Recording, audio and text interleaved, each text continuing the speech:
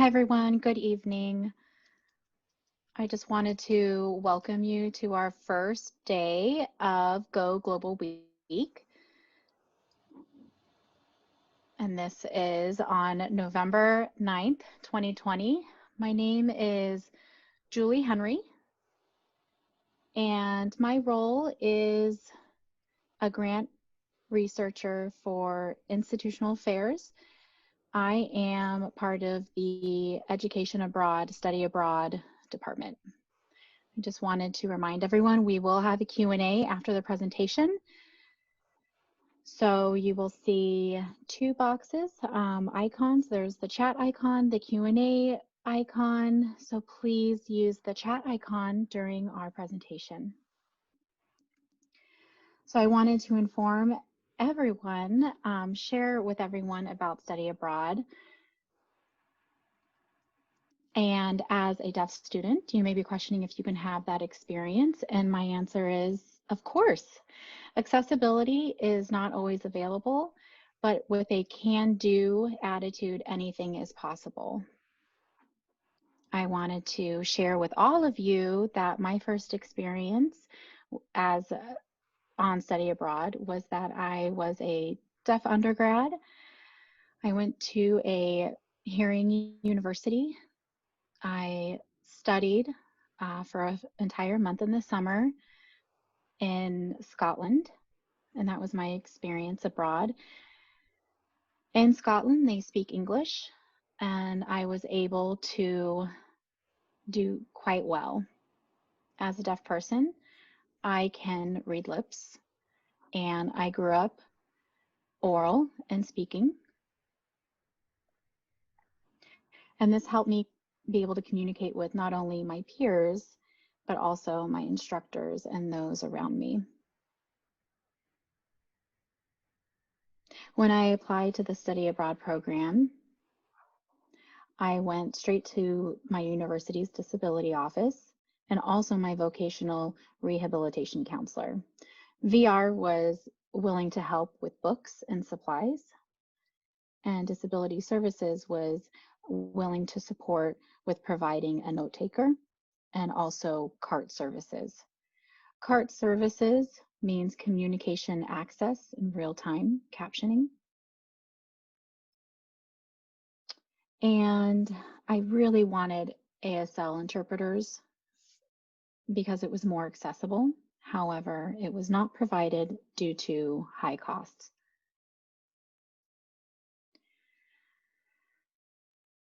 So I'm a pretty independent person.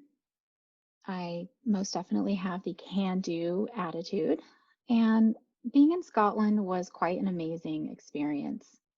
The only drawback was that I was not able to keep up with my class when we had group discussions or any type of tour with a guide, and without an interpreter, it was quite a struggle for me. I really wanted to know and learn as much as I could while I was there. So I asked my classmates and my peers if they wouldn't mind taking notes for me or giving me a brief summary, and I would read their lips. During tours and working with tour guides, it was an amazing experience because they were able to provide me with a transcript of their guided speech. Some companies would have a captioning box, which was really, really amazing.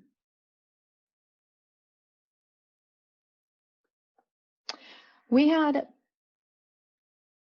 guides in museums and local tourist activities, but also I would also go to a bar or tourist sites around the city with my peers.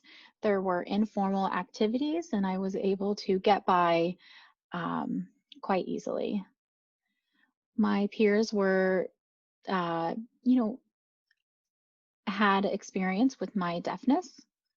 However, the program guided activities were quite incredible. We would look at different archaeological sites and dig areas, and that was in Orkney Island, which is north of Scotland, and it was gorgeous. So the archaeologist, the tour guide, would always have a brief discussion of what they were doing, what they were looking for, what they were digging up, and my my accessibility to that information was limited to almost none. If I had a sign language interpreter, I would have had full accessibility, just as my peers did. So I want to talk more about accessibility and on a general scale, deaf students who study abroad, looking at their accessibility to information in comparison to their hearing peers.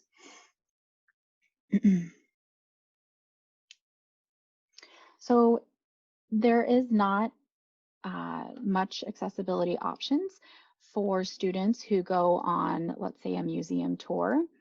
But for students with an accessibility, being in the United States, there is guaranteed accessibility. However, it is not the same when you go abroad. Our study abroad programs are offered by the US, but they still don't provide a lot of accessibility. And what this means on a general scale is that they are not accessible to deaf students. This is where our department comes into play. Currently, we are doing research and development online to look into support for future deaf, deafblind, and hard of hearing students interested in study abroad. We are also researching ways to provide additional support and equal access for students. This is extremely crucial for all people. They should have the same access to educational information and experiences, whether they're in the United States or another country. As a deaf student at Gallaudet University or at a hearing university, you can study abroad. I did it and you can too. Now I want to introduce you to our very own Associate Provost, Dr. Thomas Horges. Thomas is his sign name, has also experienced his own challenges when it comes to study abroad. Hi, Thomas. Hi, I'm happy to be here. Thank you for inviting me. We are happy that you're here. I wanted to ask you a few questions about your experience. If you don't mind, could you tell us about your background, where you're from, where you went to school, and which college you decided to go to? Sure. Thank you, Julie. And I really appreciate Becca for putting this together, the two of you, to have this very important discussion about study abroad. Like you, I grew up in an oral environment. I didn't know sign language until I went to college. I did know a little bit of signing in the oral schools and in mainstream. And when I say mainstream, I mean I was the only deaf student in my school. I went to school in St. Louis, Missouri. The Central School for the Deaf there is a very big school and proponent for the oral method of communication. So in school, I was asked about what university I would be interested in, what colleges I could see myself going to. They asked me if I preferred a small or a larger university. They asked me if what climate I wanted to attend school in. The counselor asked me if I was interested in a university that had a strong sports program. I like to watch and play sports, so sports was important to me.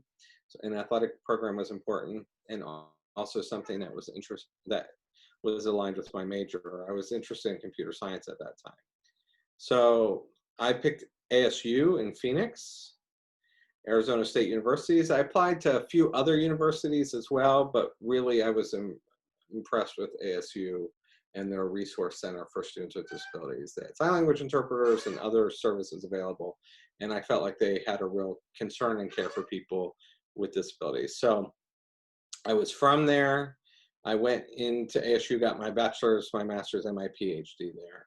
And the reason I stayed there throughout my whole academic time is because I ended up changing my major to justice studies and law. And Arizona State University at that time had a very unique program, a school of social transformative justice. And this was back in the 90s. So it wasn't as common to talk about social justice at that time. Now everyone's talking about social justice, but I'm talking about in the late 90s, this was something very new. So a pioneering program. They also had good interpreting services there, which was important to me and made me realize, wow, whatever university I chose to go to, it's important to have communication access and have that support.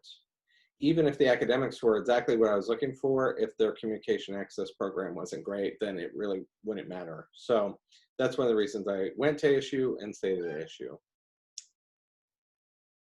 That's great. I noticed mentioning that you went to college and you wanted to experience the study abroad program. So, what made you interested in study abroad?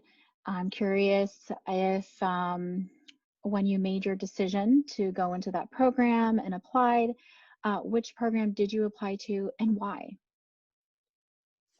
So I grew up Irish Catholic, and I've always been interested in that culture and the heritage there.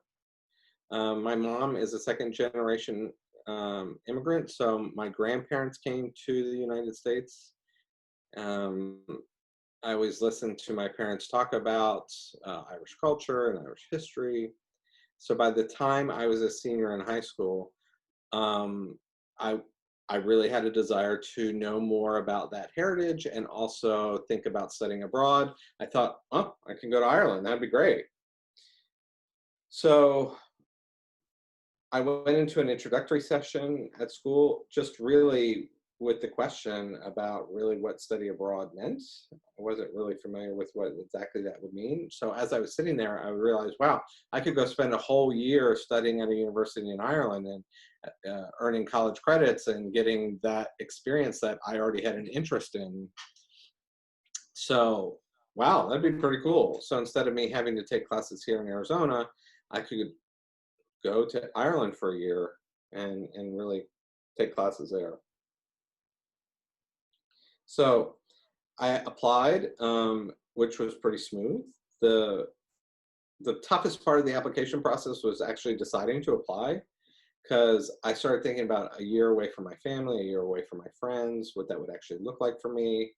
And then once I made the decision, the actual process was pretty easy. So I would encourage anyone watching now, if you have questions about study abroad, go to an introductory session that might be offered at your university and learn from it. Because once you make the decision that you want to do it, the rest is easy. The decision is the hard part. I also had interest in international law. And I wanted to find out the best way to study international law. And I really can't think of a better way than to study outside the United States. More and more companies are interested in students who graduate with a background with some kind of international background. More and more companies are looking for diversity. And that doesn't just mean race, but it also means students who have a diverse background. So a study abroad background is really part of that. If you have two candidates in an interview, one with a study abroad background versus one that doesn't have that, uh, the employer may be more likely to choose that person with that background. So I'm always in favor of students who want to take advantage of study abroad programs. I am curious, were you able to successfully get into the study abroad program once you were in Ireland for a year? So I applied, as I mentioned, went through the application process, and seemed to work out the issue of having an interpreter. Um, I had an agreement with my interpreter who was willing to actually go and move to Ireland for a year. ASU would have paid for that interpreter to do that. So it looked like we had everything set up. I registered for classes and I was ready to go. Bags were packed. And then 3 weeks prior to my flight to Ireland, I got an email that said, we're not going to be providing interpreting services for you abroad. So sorry. But if you want, you can pay for the interpreter yourself. It'll be about $30,000. The letter literally said that. Otherwise, the school won't be doing that. So if you'd like to continue study abroad, feel free to do so. Here's the bill. And I was like, what? We had it all worked out. We already had this discussion. Everybody already said yes. I mean, we're literally about to get on a plane in just a couple weeks. A few days prior to when I was supposed to arrive in Ireland, they said that they found an interpreter, but well, they said they're working on finding an interpreter, but I was like, wait, what's going on?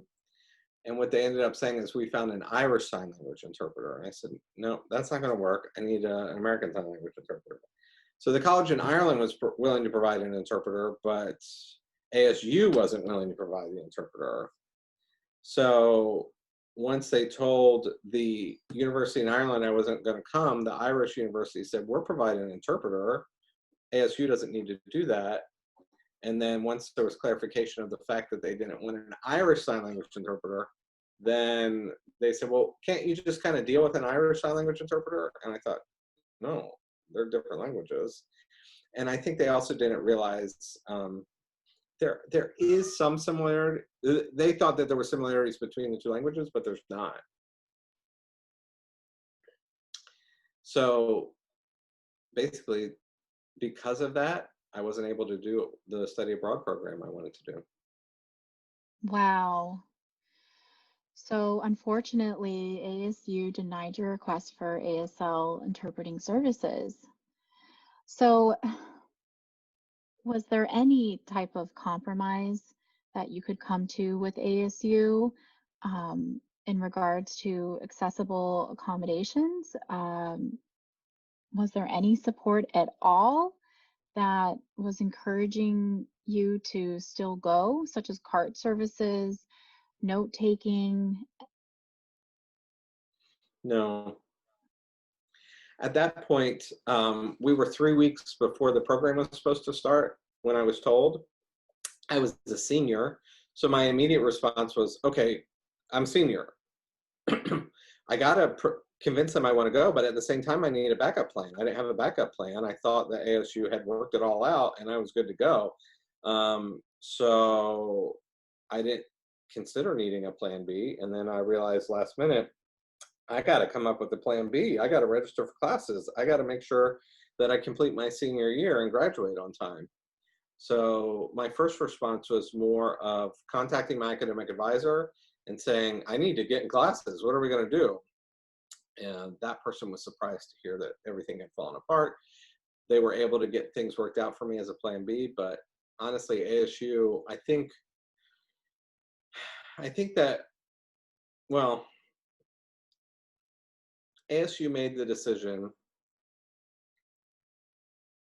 Looking back, I realized that what they did is they had conversations with their legal team. They talked to the administration. This was a coordinated decision to turn down my request for interpreting services. So, I mean, I could have sued them, but you're not going to get a change in the administration's mind within a couple of weeks for me then to go on this program. At that point, it was just unrealistic. I had to focus on my plan B so that I could finish the courses I needed to finish to graduate on time.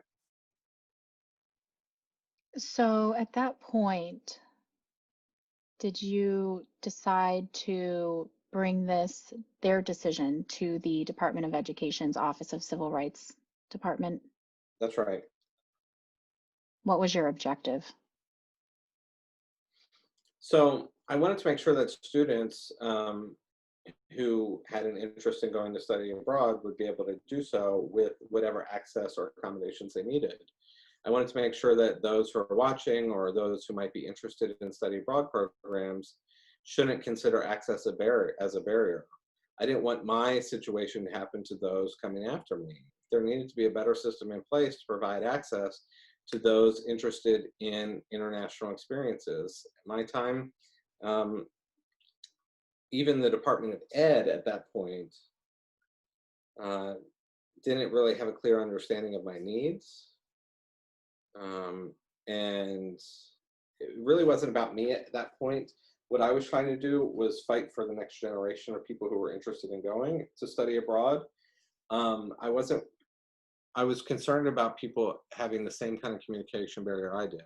And so I wanted to take on that responsibility and say, this fight is just too important. And if I do nothing, then the next person is going to face the same barriers that I fought. So that's why I went to the Department of Ed.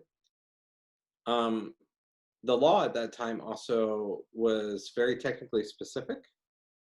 They didn't turn me down because of money. They turned me down because they found some loophole where they were able to say that they were waived from the requirement. And my point was that all students should be able to thrive and grow and have that support and have a study abroad program. And there shouldn't be some sort of legal loophole preventing anyone from being able to have that study abroad experience. So that's something I wanted to see changed as well. I'm going to add a question at this point because your comment has actually brought something to mind. We're talking about laws which are very specific to two very important laws. There's the American with Disabilities Act, ADA, and there's also Section 504, Rehabilitation Act as well. So when we talk about the loopholes, obviously I have read this, and there is no mention of study abroad and providing accommodations for those within the disabled population. So can you tell me a little bit more about your experience with the legal part and how they were able to find that loophole with students going study abroad and how that affected you personally? So the loophole was more third party. That was not the responsibility for that third party to follow the ADA. Even though the classes I was taking were ASU sanctioned classes, well, I was earning ASU credits. The mechanism of how I was earning the credit was through a third party. It was through a third party in Ireland at that university who had no requirement to comply with the ADA. So there was some sort of legal exemption from ADA compliance through those third parties. So if you register through that third party, they technically did not have a requirement to do that, to provide an accommodation. And then when ASU realized that they didn't have to pay, that it should be the third party's responsibility. And again, this was still very new to have a deaf person interested in studying abroad at that time. There was no real clear policy or guidance on who would be responsible for the payment of the accommodation. It was a gray area. So that gray area was something that the university took advantage of, and they said, there's nothing in writing, so therefore an accommodation is not something that we have to do. In my case, I didn't realize till much later on that my case ended up setting a precedent for other universities to look at, where they said, no, no, no, no, we don't want to follow the model that ASU followed. Any possible loopholes that are there to take advantage of, we don't want to do that. We want to change our policies to clearly make it understood about who would be providing the accommodation, even if you use third-party organizations that may not legally be responsible, but we still want to make sure that people have that access that they need. Didn't benefit me at the time, but there were a few, gosh, probably 6 years later, when I realized that other deaf people came up to me and said that my case made it possible for them to study abroad. I was going through a rough time because of that. I was having to fight for future deaf students who were interested in studying abroad. It was tough. I want to clarify for our students who are watching, the ADA, American with Disabilities Act, was created in 1993, and your case happened in 1997. Am I correct? The ADA passed in 1990. My case, 90, you're correct, 1990. And your case was 1997? 2002. Okay, 2002.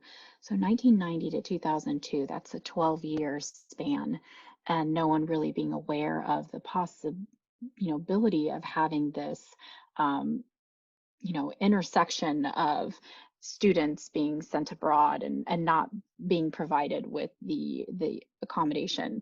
I'll admit your case really helped me successfully study abroad as well. I did not receive interpreting services, but I did receive other accommodations such as CART captioning and also note taking.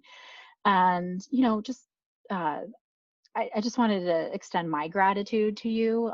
I really appreciate the sacrifice. I think it was a huge one.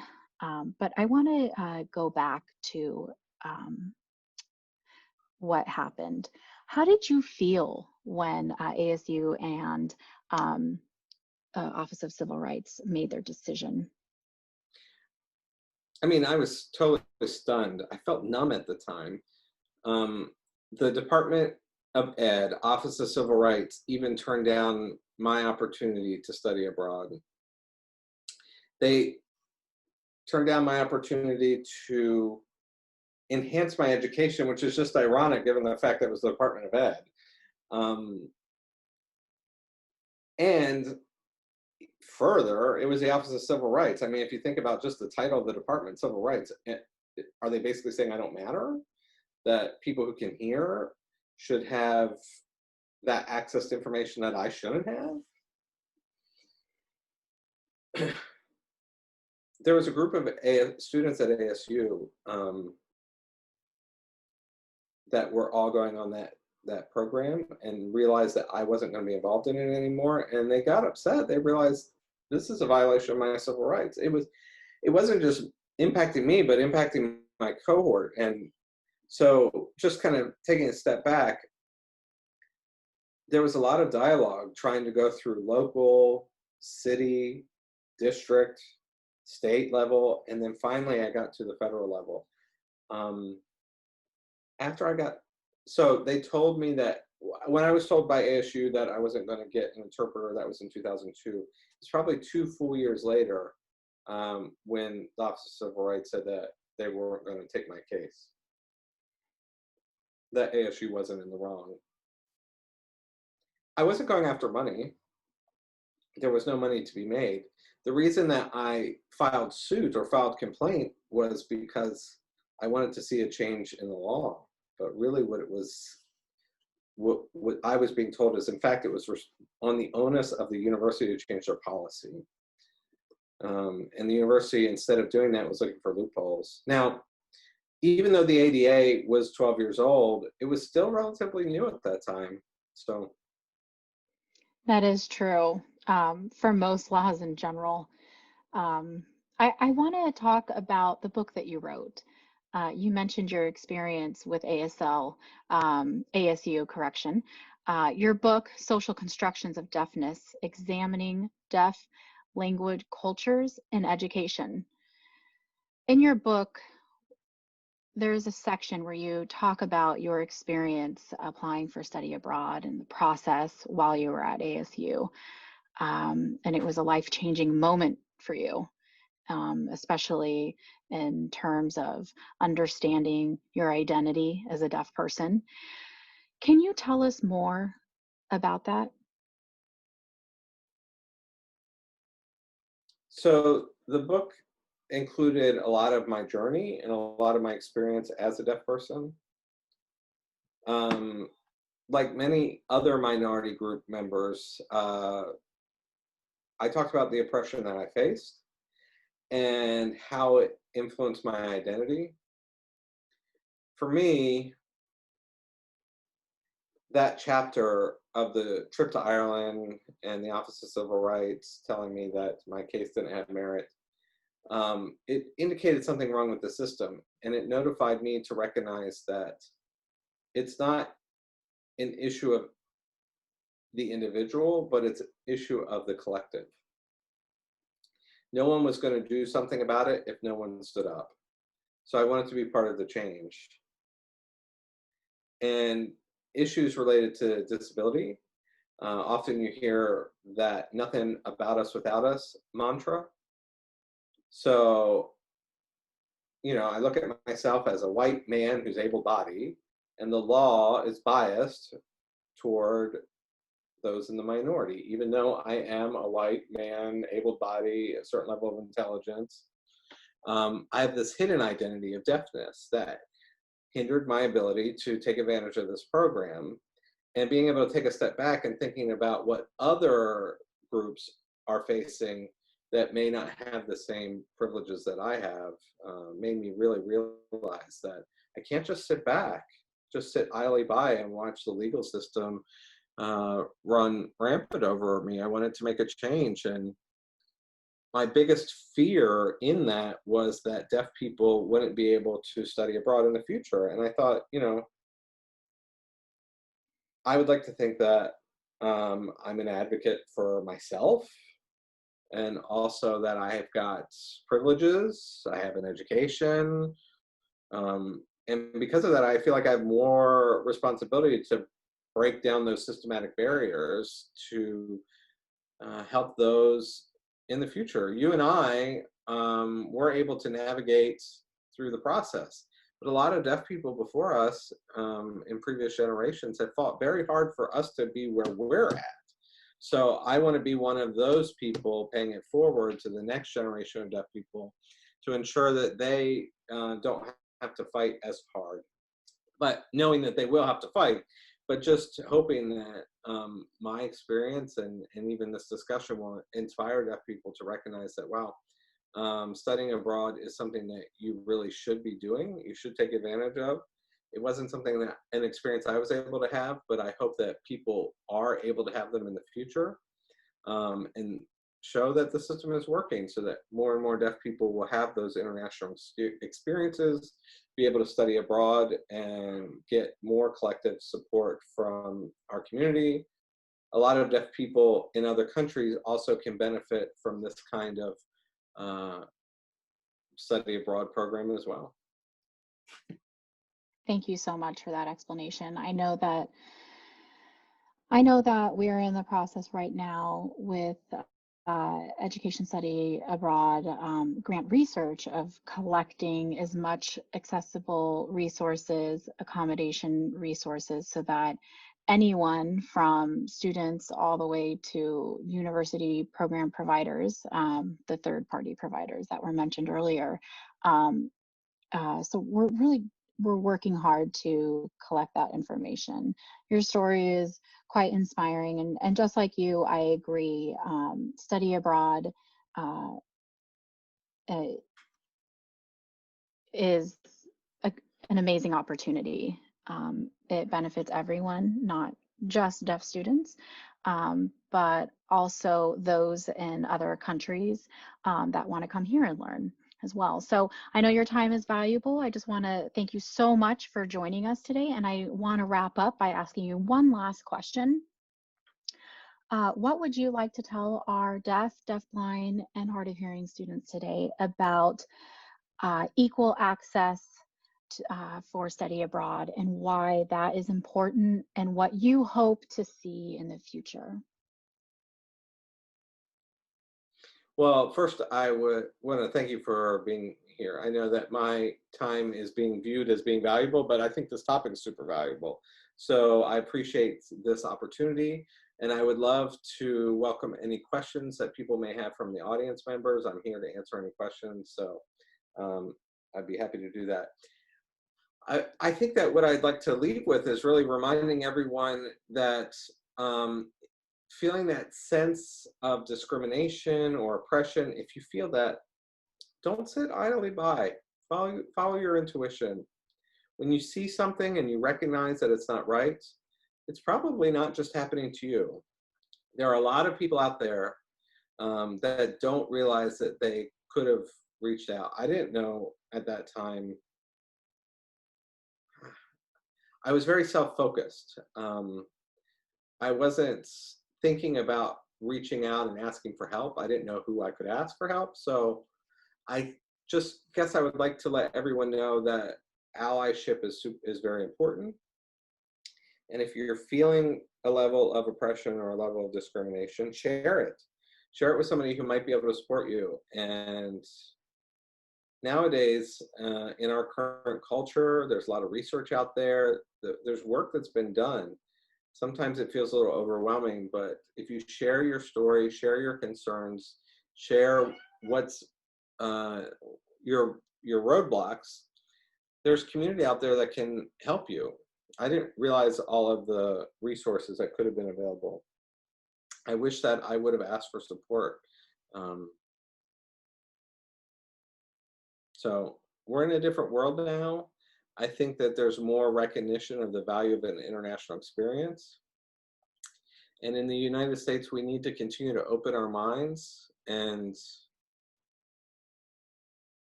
we will, I mean, people only can benefit from a study abroad experience. So I think students should take advantage of every opportunity presented to them. There's a lot that we as people from the United States need to learn about other countries and other cultures. We're one of the youngest countries in the world. We're only a few hundred years old.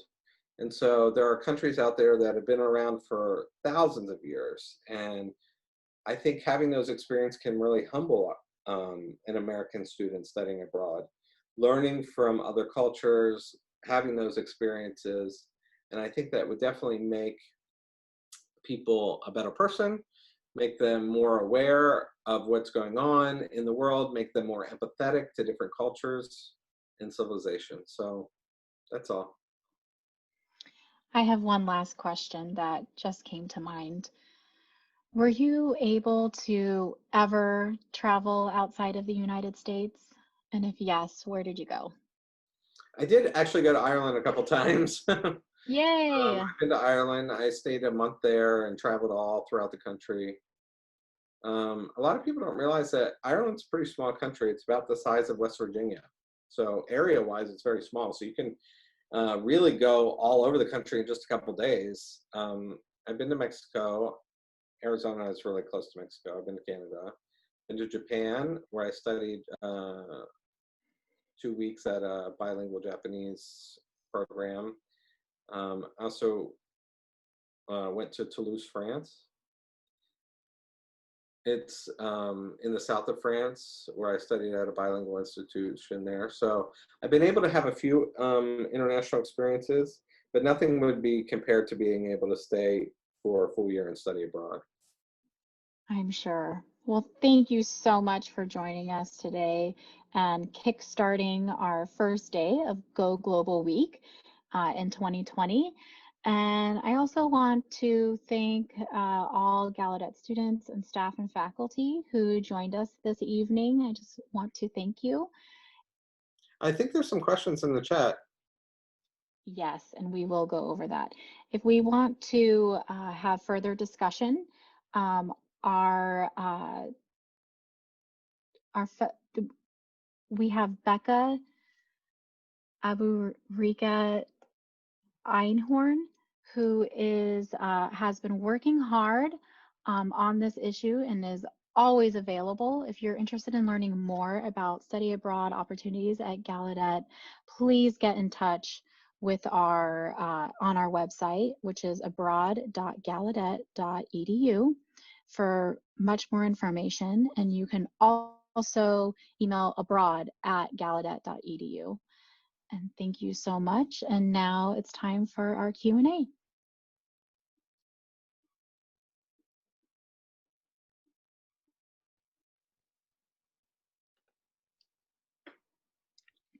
So how does this work?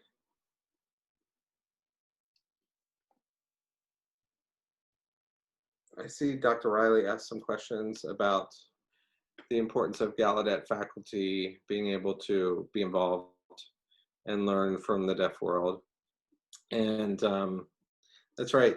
Deaf people, not just in the United States, but all around the world, um, need to collaborate with each other to find out what it's like to be deaf in a different country, their experiences, their perspective. When I was in Japan and studied there, deaf identity is very different. They have a view in that Japanese identity is far more important than their deaf identity.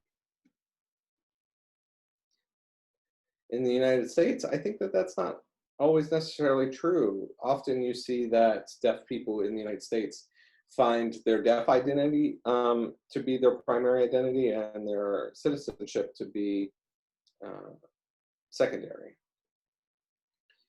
Um, Also, I noticed a lot fewer facial expressions amongst hearing people in Japan, but in deaf people in Japan, facial expressions are very important. But for men, they have the privilege to be able to do that. But for women, they are trained to do that less, to show less emotion. It's part of their culture there. So for deaf Japanese women to show extreme facial expression uh, is really uncommon and looked down upon. Now, Emily was there for a couple of weeks, so I didn't really have that big of an experience, but those are a couple things that impacted me. Also, in France, they value written French over French Sign Language. So there's a lot of learning that's done through identity. So being able to go study abroad, kind of have that experience.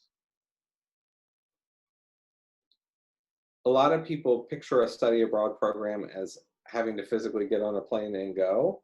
I don't necessarily think that's true, especially in times that we're in now with a pandemic.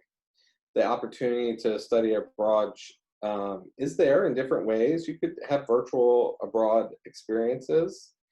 And I think that that really addresses kind of Becca's question, talking about information there. And I think there's a lot more reasons that you can go study abroad.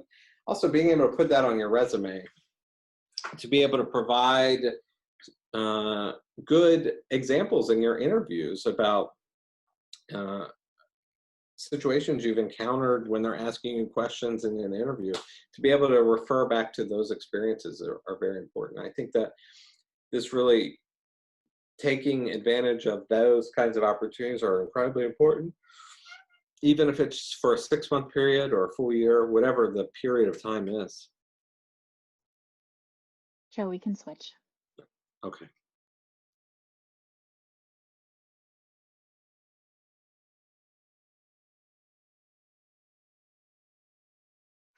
Are there any other closing questions or remarks?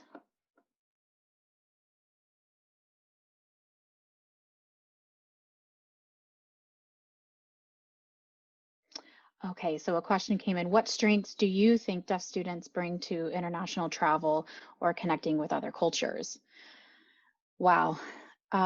In the United States, in many ways, we are advanced when it comes to disability law. The ADA was the first of its kind. The United States was first to establish that on the international scale. The next country was Britain or England, I believe it's the DDA, and they were able to get that passed because of the ADA setting precedent. There was the expectation that the international community was going to further advance their laws in regards to disability rights, and it all intertwines with knowledge and also from an educational standpoint, and that those in the community benefit.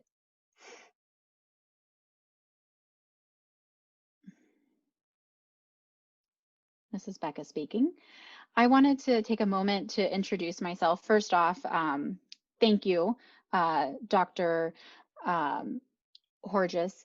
My name is Becca, and I am the manager or director for the Study Abroad program for all of Gallaudet students. So for students who want to study abroad, go to another country, or also just study, I think now because of the pandemic, we're not having international travel. However, we are still planning on supporting students for study abroad, and maybe we can do that next summer or next year in general. So if there are any of you out there in study abroad, please get in touch with me. Um, you know, both presenters this evening talked about their experience being deaf in a hearing university. Gallaudet University is much different. All of our study abroad programs are designed for deaf students. They're designed for accessibility, making sure that all students have uh, a deaf culture experience while they are in the country of choice. So that means that Gallaudet students will definitely have some benefits that deaf students in a hearing university study abroad program may not have. Most study abroad advisors at other universities are hearing. And so when it comes to uh, the perspective of a deaf student coming into their office, perhaps an advisor may not have the experience or the tools or the knowledge. Um, and so because of that, perhaps that student will not have a similar experience. They'll maybe fighting for resources. Now more universities are trying to come with a lot more support, especially for the students with disabilities. They are um, making sure that every single point of education when they're in the university, they have accessibility. So study abroad programs are looked at as a link to their educational experience, and therefore accessibility should be provided.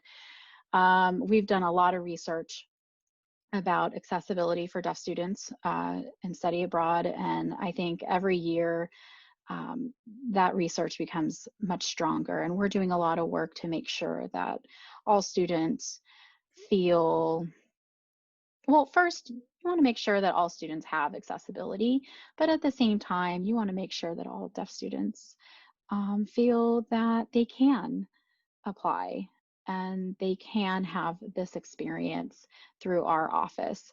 And that's important to me as well. I agree. And I also think,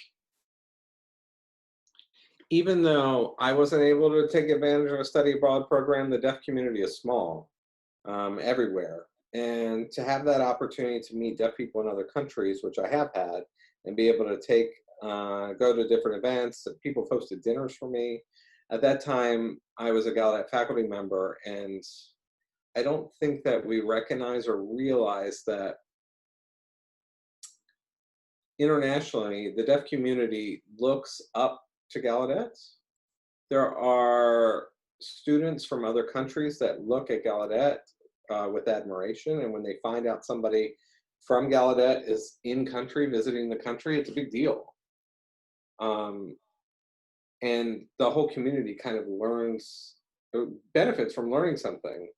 So I've asked friends um, who I visited in Ireland, and if they had any deaf friends, and they did, and I was able to get connected to some deaf events there. So that was very, very good for me when I was able to visit Ireland later in life. Yeah, I think that a lot of hearing people, when they think of a deaf person wanting to study abroad, the first thought that comes to mind is, ooh, that is a lot of money. And that's the first thought, which, is comes from a place of worry or fear. But what they don't realize is that a deaf student has a lot to offer.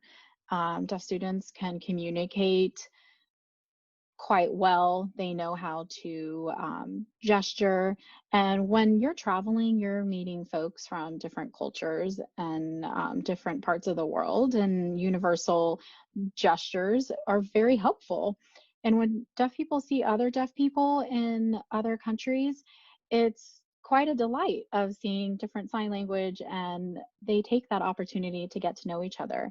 You can find a way to communicate and find that sense of community. Whereas compared to hearing peers, they don't have that same sense. And so we really look at, what deaf people are lacking. And really, that needs to be reframed to what do deaf students have to offer when it comes to the study abroad experience? Another question, I typed it, I'm not sure if you were able to see the chat, but you mentioned that you didn't get to have that study abroad opportunity, but I'm just wondering in general, after you've graduated and traveled abroad, and uh, could you talk to us about what accessibility or accommodations may have looked like just as a tourist, if any? Sure, I can answer that. Accessibility was not a barrier. That was not my experience. Um, there are two different groups of people that I encountered. There were the internationals who looked down more from, a place of pity, but open-minded, or the group that was quite fascinated that I was deaf and in sign language itself. And those folks, you don't realize this, but in other countries, typically they speak multiple languages. And those folks were very interested in picking up another language and sign language. And that was their view of me as is just fascination. So there was the alternate perspective, which was, it came from a, a place of, just pity maybe, but they were very warm and willing to help, and really wanted to be as supportive as they could. So there was not much barriers. That was my experience. As a follow-up, at any point during your travel experience, did you ever have access to like a virtual interpreter or some sort of interpreter who knows like another foreign sign language and American Sign Language and could translate for you? So uh, we as deaf people, we have universal sign language, so that's easy to use while we're traveling. But to have deep philosophical, theoretical discussions, there could be a barrier, but there could be an individual in the group who knows ASL and then become a translator. Um, I know ASL and that's it, but there are other, and this is unfortunate, but other folks out there who know their native sign language, where they're from, and then also know ASL, and there is an extra burden of them becoming an interpreter, and because I don't know their language, and I should study more to be able to learn more sign language of the country that I'm going to. So, as an associate provost at Gallaudet, I'm sure you have the opportunity to meet international students and people who visit the university from other countries. So, my question is, the when dealing with those students or with dealing with visitors who come to visit Gallaudet from other countries,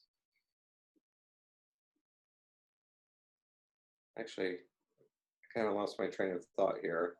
When they come to campus or when you meet with them, have you learned bits of their language while interacting with them? So every time we have an international visitor come to visit Gallaudet, part of that visit is to make sure that we have some foundation of cultural awareness, to be aware of some customs, some gestures, signs, and to be mindful of which gestures are inappropriate. And that's just a formality. I'll give you an example. In Japan, when a respective leader comes into the room, you don't want to dress up too much. And bowing is considered more acceptable, not a handshake. And you have to bow lower than the visitor. And that is a way to pay your respects. In Japan, you don't want to, when you are receiving a business card, to put it in your pocket. When you exchange the card, you take it in your hand. You take a moment to look at it, you hold it in your hand, and then you put it away. So there are just some small customs that we recognize because they are important. Uh, for the most part, international visitors, when they come to Gallaudet University, they have a lot of respect for Gallaudet. They are coming to campus because they want to form a relationship, and they want to have their students not only come to our campus, but our students go to their campus. They want to bring that Gallaudet experience into their world. They really value the wealth of knowledge that we have in regards to just the unique experience that we have in regards to an all deaf university. And also when it comes to accessibility, they want to bring that back to their country. All right. Well, thank you. I appreciate that. This is Becca speaking. So I think that we have wrapped up with our questions. I wanted to thank you again for sharing your experience with us this evening. I know that for such a long time, we wanted to know more about your experience and your story. For people who don't know, study abroad, there aren't a lot of policy or law about study abroad, especially when it comes to access, disability access. There's almost nothing. And we continue to have a lot of questions about what access looks like and what the university should be providing for their students. And your fight, that legacy is carried on. And what I see is so many universities trying to take a more supportive role when it comes to their diverse student populations, including students with disabilities. And I hope that we will continue to have progress for all deaf students, not only students here at Gallaudet, but also in other universities and their study abroad program. Well, and that's my goal. Thank you for having me here. Thank you. All right. Well, thank you to everyone for joining us this evening and tuning in. And we are going to be posting more information on Go Global Week on the website. And so if you missed anything in this recording, the recording will be available for you again. And we also want to extend our gratitude to the interpreters.